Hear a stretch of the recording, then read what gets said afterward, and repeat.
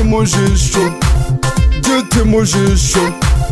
reka nkubaze giti mu jisho, kuki ubona yo kugura indaya ukabura yo kugurira abandi indagara, giti mu jisho,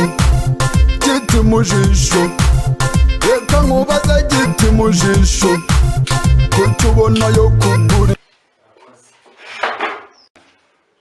Jena makuru cyane beza twari tuburanyeho rero cyane kabisa nanjye ubu ngubu nyine ni cyo mutu rero nta gutinda ngombwa ya gahunda washaka mvangiye undi metero mu bintu byose mu gusenga mu kurya mbese dimetere muri filime ibintu byose dimetere ko wibagiwe mu kwibaza mu kwiba amana ariko buriya ikintu nyamukuru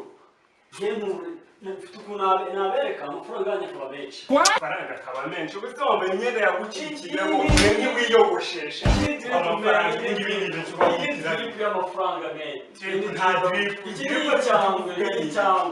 ni icyangwe tubyibone niba ari icyangwe kijyane njyewe unyibwire iyo gahunda y'amafaranga muzi amafaranga mufite njye nyasengera abe menshi kuko nawe mwaki ubundi wowe senga iki njye ndasenga nduzuzwa gerageza ngira yo nguhandire kubikora ahubwo witira n'abakira hera kuranye aya ngaya ashobora kuzana neza habaye bitatu aya wibyo bitatu turabugesha abantu bitatu ngo bikore turebe mumbize dusenge no no no no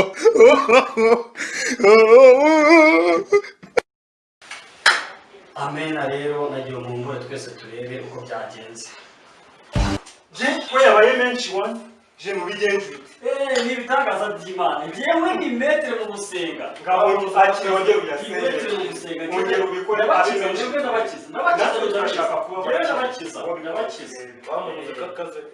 ndabakiza bikore turebe nanone no no no no no no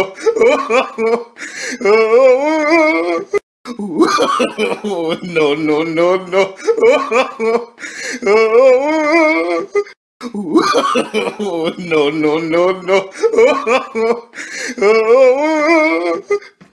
ko yabaye menshi ndebera rero twakize tu ibitangaza by'Imana ibitangaza amafaranga ya nyari ko original nkuri akira nawe rero barakebura yo wanaga jene tugukorera iki urya njyewe njye no kuvuga ngo ikintu kiriho cyo kwa tunanze nakaje nkaba ndi kwinywera kuko icyaka kimeze nabi byo n'ingofero yanjye yagize ubujura oya ntabwo uri umujura uri umuntu mwiza ntabwo ujya kumugurira ji kuva rero mubwiye rwose wowe gize ni credit check yawe je misengere banki yewe amafaranga menshi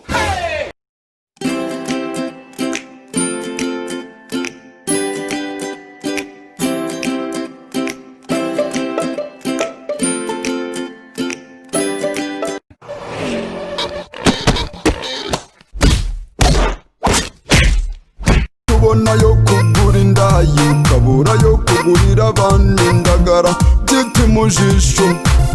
giti mu jisho, reka nkubaze giti mu jisho.